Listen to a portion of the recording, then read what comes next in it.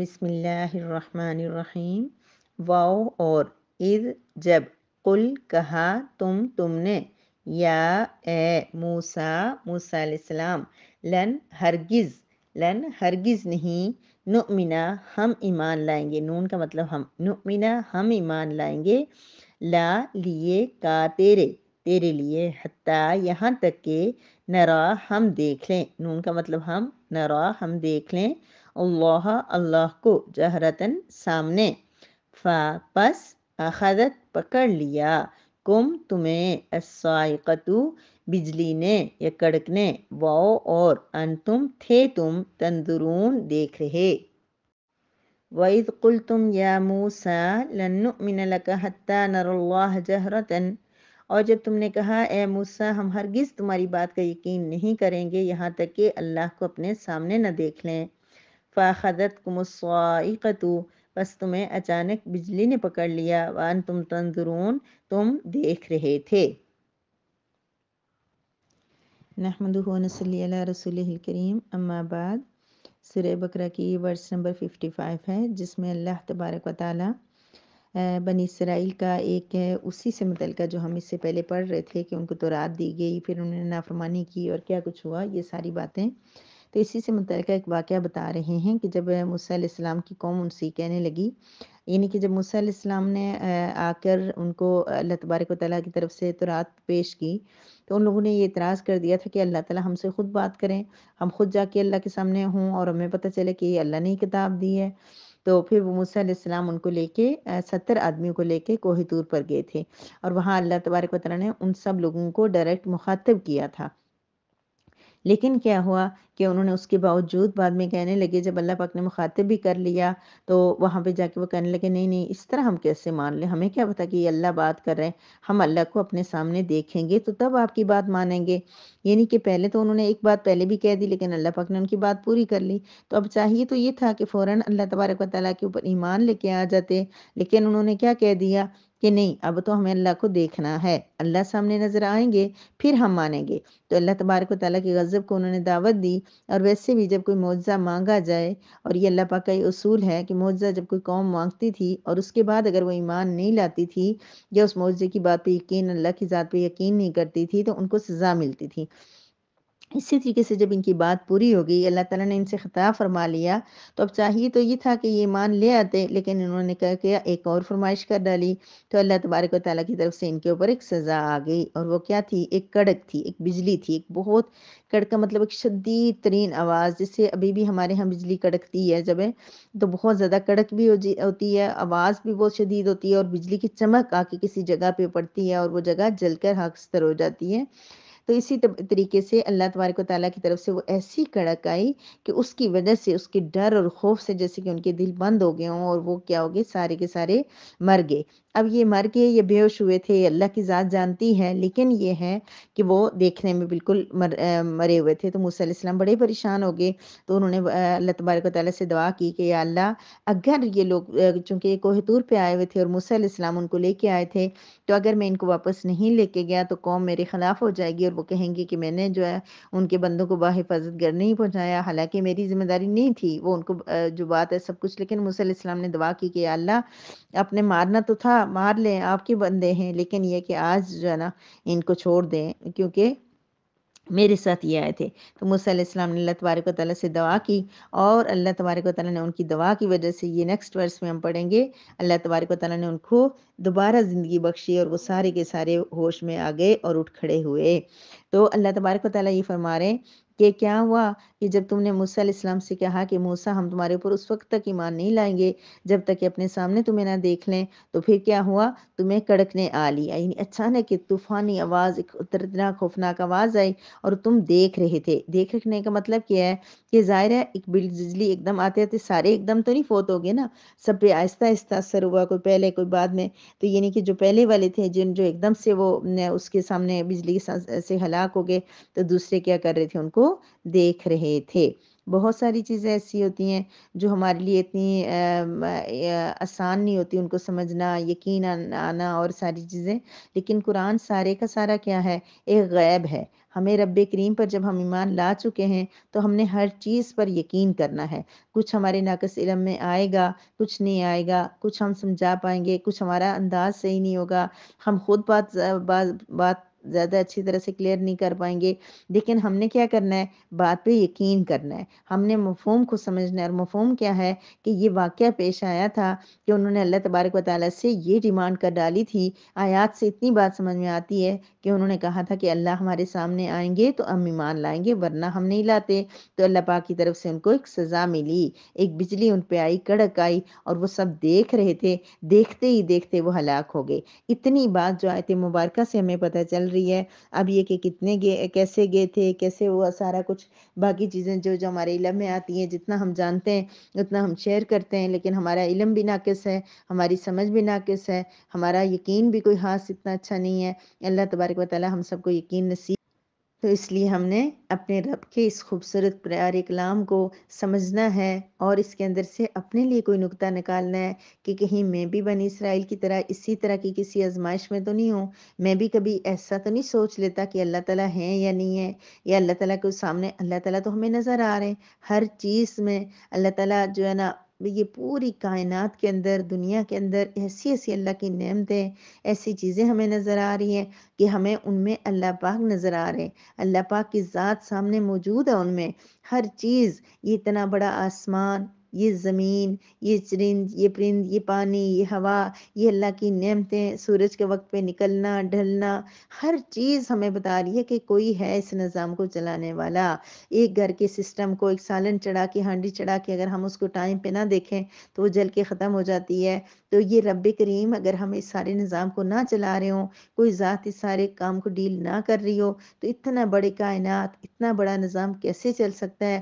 تو وہ کون ہے؟ وہ رب کریم ہے، جس نے یہ قرآن ہمارے اوپر بھیجا۔ ہم نے اس کی ذات پہ یقین رکھنا ہے، اور یقین کے مطابق ہم نے کیا کرنا ہے؟ عمل کرنا ہے۔ جو ہمیں سمجھ میں آیا اس پہ بھی ہمیں یقین ہے، جو سمجھ میں نہیں آیا اس پہ بھی یقین ہے، لیکن کیا ہے کہ کلام کس کا ہے؟ ہمارے پیارے رب کا، ہمارے اللہ کا، ہمارے معبود کا، ہمارے محبوب کا۔ تو ہم نے اس کے مطابق اپنی زندگی گزارنی ہے۔ ہم نے جتنا سنا، جتنا دیکھا، جتنا جانا، اتنا ہمارے لیے کافی ہے۔ یا اللہ جتنا آپ نے دکھا دیا وہ کافی ہے، ہم بنی اسرائیل کی طرح آپ سے اس سے زیادہ کا سوال نہیں کرتے۔ بس آپ ہمیں توفیق دے دیجئے کہ ہم آپ کے اس قرآن کے مطابق زندگی گزار سکیں، اس کے مطابق عمل کر سکیں۔ وآخر دعوانا ان الحمد للہ رب العالمین۔ میری بہت عزیز، بہت پیاری، بہت ہی پیاری بہنوں، اللہ تبارک و تعالیٰ کا لاکھ لاکھ شکر، کرم اور احسان ہے۔ میں اس رب کریم کا شکر ادا نہیں کر سکتی کہ جس نے مجھے یہ توفیق دی کہ اللہ پاک کا یہ کلام، یہ خوبصورت الفاظ، یہ موتی، یہ کھلتے ہوئے الفاظ اور ان کا ترجمہ لفظی اور پھر بامحاورہ میں اپنی زبان میں اپنی آواز میں آپ تک پہنچانے کی کوشش کرتی ہوں، اور آپ میں سے اتنی خیال رکھنے والی، اتنی کیئر کے ساتھ محبت سے اللہ کے کلام کو پڑھنے والی، اس کو اپنے اندر جذب کرنے والی، اس کو اپنے سینے سے لگانے والی ایسی بہنیں موجود ہیں کہ جو اتنی لگن سے 1 منٹ میرے سبق لیٹ ہو جائے تو ان کے میسیجز آ جاتے ہیں، کوئی غلطی ہو جائے تو فوراً بتا دیتی ہیں۔ ایسی ایسی فکر کرنے والی بہنیں اللہ تبارک و تعالیٰ نے مجھے نصیب کی ہیں، اور وہ اس میرے پیارے کلام کو سمجھتی ہیں۔ میں اس قابل نہیں تھی، لیکن رب کریم کا کرم ہے، اس کا احسان ہے، جتنا اس کا شکر ادا کیا جائے کم ہے۔ یہ اس کی دین ہے، رب کریم کا کرم ہے کہ اس نے ہمیں اپنے اس پیارے کلام کے ساتھ، پڑھنے پڑھانے کے ساتھ اللہ پاک نے ہمیں جوڑ دیا ہے۔ اور اوپر سے رمضان کریم، رمضان المبارک کا مقدس مہینہ ہمارے سامنے آ رہا ہے۔ الحمدللہ الحمدللہ، حالانکہ بہت ہی وہ لگ رہا تھا کہ ایک آیت ایک دن کی کیا، لیکن ابھی الحمدللہ اگر ہماری 55 ورسز ہو گئی ہیں تو رب کریم چاہیں گی تو 6666 آیات بھی ہو جائیں گی، اور ہم اس آسان وے میں، کچھ بھی نہیں ہے اس میں اچھا، کچھ ڈیفرنٹ نہیں ہے۔ میں ماشاءاللہ 3-4 میں نے کورسز جوائن کیے، میں نے کہا میں کچھ سیکھنے کے لیے تھوڑا جتنا وقت ہو سکتا ہے تو میں اس کو دے سکوں قرآن کریم کو، تو وہ سب اتنا خوبصورت انداز سے بیان کرنے والی میری بہنیں، اتنی پیارے پیارے الفاظ، ایسے ان کے لکھنے کا انداز، پڑھنے والی ہوں تو پڑھنے والیوں کا انداز ان کے سامنے تو اتنا، اگر اپنے آپ کو وہ کرنے لگ جاؤں تو میں تو بول ہی نہ سکوں آپ کے سامنے، میں تو ترجمہ یہیں پہ روک دوں۔ لیکن رب کا کرم ہے کہ جو ابھی چل رہا ہے یہ سارا نظام، تو وہ ایسے ایسے بہنیں ایسے کر رہی ہیں سارا کام۔ تو اس پیارے مقدس مہینے میں اللہ پاک ہمیں اس کے ساتھ جوڑے رکھے۔ اور میرا دل چاہ رہا تھا کہ رمضان المبارک کا مقدس مہینہ آ رہا ہے تو پورا ویک میں اس کو دوں اور پورے ویک پہ میں بھی کچھ بولوں۔ اب میری اتنی ساری بہنیں 1400-1500 بہن سن رہی ہے اور وہ چاہتی ہیں کہ رمضان کے موضوع پہ میں بولوں کہ رمضان آ رہا ہے، یہ مقدس مہمان ہمارے گھر آ رہا ہے۔ تھوڑا سا کوئی زیادہ ہم سے رسپیکٹیبل کوئی فیملی ہمارے گھر آ رہی ہو، یا جس کو ہم پسند کرتے ہوں کوئی ایسا ہمارے گھر آ رہا ہو، تو کیا کچھ ہماری تیاریاں ہوتی ہیں، بچوں سے مشورہ کرتے ہیں کیا چیز بناؤں، کیسے صفائی کروں، کہاں بٹھائیں گے، کیا ترتیب بنائیں گے۔ تو یہ اتنا خوبصورت اتنا پیارا مہینہ آ رہا ہے، تو میں بھی سوچ رہی تھی کہ ہم کیسے اس کا استقبال کریں، میرے گروپ میں اس کے لیے کیا ہو۔ تو میں نے بڑا سوچا کہ میں کوئی اس پہ ٹاپک پہ بات کروں، میں الگ سے لیکچر دے دوں، فوزیہ جی کی لیکچرز لگاؤں، کیا کروں۔ اس طرح کرتے کرتے پھر اللہ پاک نے میرے دل میں بات ڈالی کہ چونکہ میرا پرومس یہ تھا کہ اس گروپ کے اندر صرف ترجمہ ہوگا، ترجمے کے علاوہ کچھ نہیں ہوگا، کوئی اچھی سی اچھی پوسٹ بھی ہے، اچھی سی اچھی بات بھی وہ ہم شیئر نہیں کریں گے، نہ میں کچھ بتاؤں نہ آپ بتائیں، ہم صرف رب کریم کا کلام پڑھیں گے، قرآن پڑھیں گے۔ تو پھر اللہ پاک نے یہ آئیڈیا دل میں ڈالا کہ چونکہ انشاءاللہ اگلے سال رمضان المبارک کے مقدس مہینے تک اگر اللہ پاک نے پہنچا دیا، اگر زندگی رہی اگلے سال کے رمضان تک سورہ بقرہ کمپلیٹ ہو جائے گی اور اس کے بعد سورہ آل عمران چل رہی ہوگی۔ تو چونکہ سورہ بقرہ کو میں نے سارا دیکھا تو اس کے اندر جو ہے نا 5 ورسز ایسی تھی، ہیں تو 4 ورسز لیکن ان کے درمیان میں ایک ورس بھی اس سے تقریباً ریلیٹڈ ہے، تو 5 ورسز ایسی تھی جو رمضان سے متعلقہ تھی۔ تو پھر میرے دل میں یہ خیال آیا کہ اگر میں چاہتی ہوں کہ قرآن ہی کو لے کے چلوں تو کیوں نہ ایسا کر لوں کہ میں ان 5 ورسز کو اس ویک میں رکھ لوں، آنے والے ویک میں رکھ لوں، اور ہم اس 5 ورسز پہ بات کریں، اور قرآن کو سامنے رکھ کے اگر اللہ پاک بولتے بولتے، جیسے میں بولتے ہوئے سوچتی ہوں جب ترجمہ سامنے آتا ہے تو میں سوچتی ہوں یہ تو اتنی چھوٹی آیت ہے، تو 2-3 منٹ کا میں میسج کر لیتی ہوں، لیکن واپس دیکھتی ہوں تو کوئی 10 منٹ ہو جاتے ہیں، آپ کا ٹائم میں قیمتی لے لیتی ہوں۔ تو پھر یہ کہ وہ آیات ایسی ہیں کہ ان کے ضمن میں اگر میرے دل میں دماغ میں اللہ پاک نے کوئی اچھی بات ڈال دی، کوئی اصلاح والے پہلو ہوا تو وہ وہاں سامنے آ جائے گا، فوزیہ جی کی تفسیر بھی پھر سامنے آ جائے گی ان 5 ورسز کے ضمن میں۔ اور پھر یہ کہ جو مسائل ہیں روزوں کے متعلقہ، انشاءاللہ اللہ کا قرآن تو سارا مسائل ہی ہے نا، ہر چیز سیکھنے کے لیے اللہ پاک نے آیت نازل کی۔ اللہ نے اگر وہ 5 آیات رمضان المبارک کے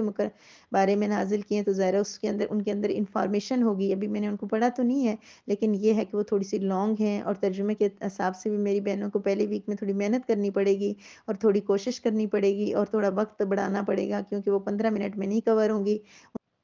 ان میں ڈیٹیل زیادہ ہے۔ تو اس وجہ سے میں آپ کو یہ خوشخبری سنا رہی ہوں کہ نیکسٹ ویک میں منڈے سے فرائیڈے تک جو 5 ڈیز ہوں گے، ان 5 ڈیز میں ہم قرآن کی آیات پڑھیں گے جو سورہ بقرہ کے اندر رمضان المبارک کے متعلق ہیں۔ 5 آیات ہی کریں گے، وہی پیٹرن ہوگا، وہی سسٹم ہوگا، صرف یہ کہ میں ان